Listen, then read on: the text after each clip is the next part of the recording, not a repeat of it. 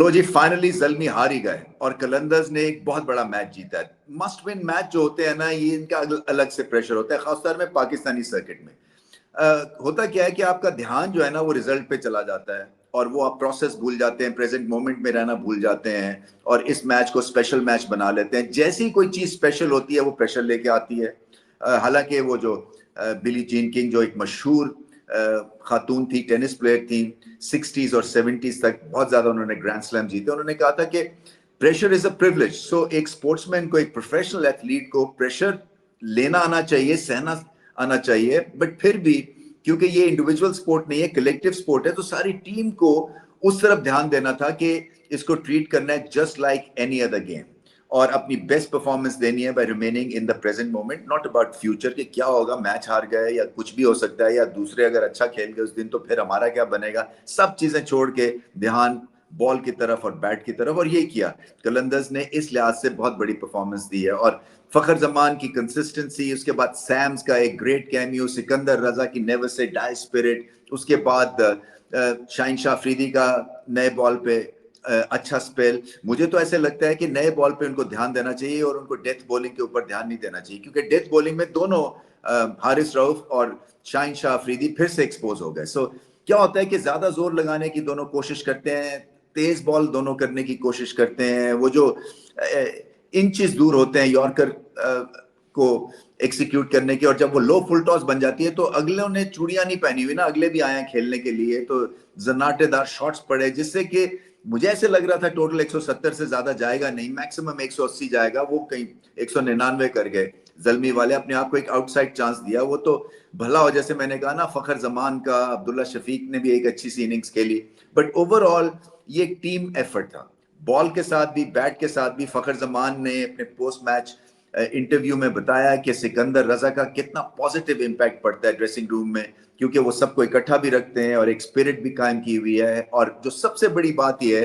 कि जब आप हारना शुरू करते हैं ना तो स्पिरिट आपकी टूट जाती है, तोड़ फोड़ होता है डगआउट में, एक दूसरे के ऊपर उंगलियां उठानी शुरू हो जाती हैं और बिकरिंग शुरू हो जाती है, बैक बाइटिंग कई दफा शुरू हो जाती है। और ये हर ड्रेसिंग रूम का हाल होता है बाय द वे, क्योंकि दो एक ही ऐसे आपको फनकार चाहिए होते हैं जो कि माहौल खराब कर दें और अपने से जो एक तरह से प्रेशर हटाने के लिए दूसरे पे डाल दें या सर्कमस्टांसेस पे डाल दें। जैसे कि आज कैच छुट रहे थे तो वो लाइट को देख रहे थे कि ओहो हो, ये तो लाइट के आगे कैच आ गया। सो इस तरह की जो चीजें हैं ना वो ले बैठती हैं टीम को, बट कलंदर्स जो है ना वो एक होके खेले हैं, ये इनकी बहुत बड़ी बात है। वो अलग बात है कि कराची किंग्स के खिलाफ इनको हिस्टोरिकली पता नहीं क्यों मार पड़ी जा रही है, बट बदला एक तरह से उतार लिया उन्होंने। कराची किंग्स बाहर हो गए बेचारे, हालांकि दो बहुत ही आला वो मैचेस खेले और डेविड वार्नर की कप्तानी भी और अपनी उनकी बैटिंग भी। आज रीजा हेंड्रिक्स ने भी एक लाजवाब इनिंग्स खेली, बट क्या हुआ कि जब आप किस्मत दूसरे के हाथ पे दे देते हैं तो फिर ऐसा ही कुछ होता है। और अभी भी लाहौर कलंदर्स की किस्मत जो है वो दूसरे के हाथ में है। अब हैदराबाद को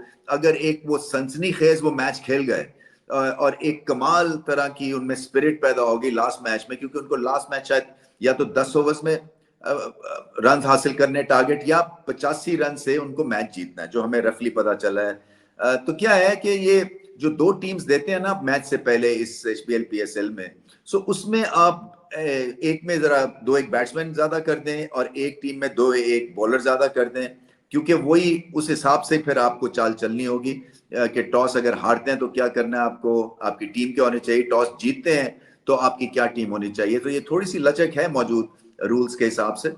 कोशिश यही करनी चाहिए हैदराबाद को कि सब किश्तियां जला के और पड़ जाए, बट इस वक्त कहानी जो है वो कलंदर्स ने अपने नाम की है और बहुत बड़ी ये परफॉर्मेंस है, इसमें कोई शक नहीं है। रन चेज मुझे ऐसे लगता है इनको सूट करता है, क्योंकि एक तो नेट रन रेट के हिसाब से भी देखे ना, उनको आइडिया था कि जल्दी मैच खत्म करेंगे, हालांकि 20वें ओवर तक चला गया तो नेट रन रेट का फायदा होगा। और दूसरा मेरे ख्याल से जो डेथ बॉलिंग की थी इन्होंने पिछले मैच में किंग्स के खिलाफ, कराची किंग्स के खिलाफ, वो अभी तक इनके जहनों में घूम रही थी, वो लैक ऑफ परफॉर्मेंस, खासतौर पे फिनिशिंग ओवर्स में बहुत मार पड़ी थी। तो ये भी एक वजह हो सकती है कि शाहीन शाह अफरीदी ने डिसाइड किया कि नहीं, हम रन चेज करेंगे, क्योंकि फिर से प्रेशर पड़ा, फिर से डेथ बॉलिंग अगर खराब होगी तो क्या होगा। और वैसे by the way death bowling खराब थी, हारिस रऊफ को थोड़ा सा और ध्यान देना है, इसलिए कि वो टीम के लिए तो बहुत अच्छे हैं और एक गेम के लिए भी बहुत अच्छे हैं, स्पिरिट है उनमें और जोर लगा के बॉल करते हैं, बट बॉल की एग्जीक्यूशन जो है ना वो ठीक नहीं हो रही है और एक स्टेप पीछे है बल्लेबाजों से, क्योंकि जो यॉर्कर है वो फुल टॉस हो रहा है, जो स्लोअर बॉल है वो पहले से दिख रहा है, लेग साइड पे भी बॉल कर रहे हैं, ऑफ साइड पे भी कर रहे हैं, और क्या है, दो एक अच्छे बॉल, दो खराब बॉल, इनकंसिस्टेंट है। सो इसके ऊपर थोड़ा सा ध्यान देना पड़ेगा। हालांकि स्पीड ठीक ठाक है, मगर जो स्पीड वाले थे आज अली रजा, उनकी बहुत ज्यादा उनके खिलाफ रन हो गए। यंग है, अभी 18 साल के हैं, सो हर मैच में ये सीखेंगे, इसमें कोई शक नहीं है। बट क्या है कि उन्होंने इतने रन दे दिए कि जो एक प्रेशर था इस रन चेज में कलंदर्स के ऊपर, जो लाना चाहिए था वो ला नहीं सके, क्योंकि अगर आप 4 ओवर्स में कोई 47 रन दे देते हैं तो आप इनको कुछ कह भी नहीं सकते। जैसे मैंने कहा ना, ये लर्निंग कर्व है इनके लिए, सो इनकरेज करना है इनको, और वाकई फ्यूचर एसेट है। मैं तो चाह रहा था कि ये इनको बांग्लादेश की टेस्ट टीम में डाल देते, सिर्फ चीजें वहां पे समझते, देखते, उस एनवायरमेंट में ये जो है वो चाय पानी पिलाते प्लेयर्स को, मैच ना खेलते। बट क्या है, नाहिद राणा को देखते, वो भी इन्हीं तरह के यंग प्लेयर हैं, वो भी ऐसी पेस है उनकी कि कहाँ पे वो बॉल करते हैं। अब पाकिस्तान टीम का माहौल कितना अच्छा है, उस माहौल में जो है वो आप सीखते हैं जाके, इसमें कोई शक नहीं है। So out of the box I think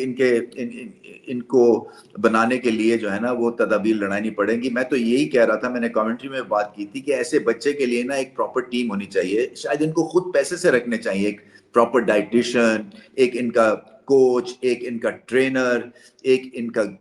जो ग्रूम करने वाला है कि प्रेस कॉन्फ्रेंस में क्या बात करनी है, दोस्त यार क्या होने चाहिए आपने, और एक ओवरऑल गेम सेंस का एक गुरु होना चाहिए। तो ये इसलिए कि अब ये पैसा अपने आप पे खर्च करना है इन यंग प्लेयर्स को, और इसमें झिझकना नहीं चाहिए, क्योंकि परफॉर्मेंस बड़ी होगी जब ये आउट करेंगे, या बल्लेबाज जैसे हैं फरहान यूसुफ, ये स्कोर करेंगे तो तभी स्पॉन्सरशिप और पैसा आएगा। सो इसके ऊपर आपको जितना भी अपना पैसा खर्च करना है ना, अच्छी खुराक पे, अच्छे ड्रेस के ऊपर, अच्छे अपना एक कोर ग्रुप जो है, जैसे कि टेनिस प्लेयर्स का, जैसे अलकराज का है या सिनर का है, आप देखें ना उनके पास जो है उनकी हेल्प करने के लिए प्रोफेशनल एक टीम है, जो उनको प्रैक्टिस भी करवाती है, उनकी गेम भी ठीक करवाती है, उनको स्पॉन्सरशिप भी दिलवाती है, उनको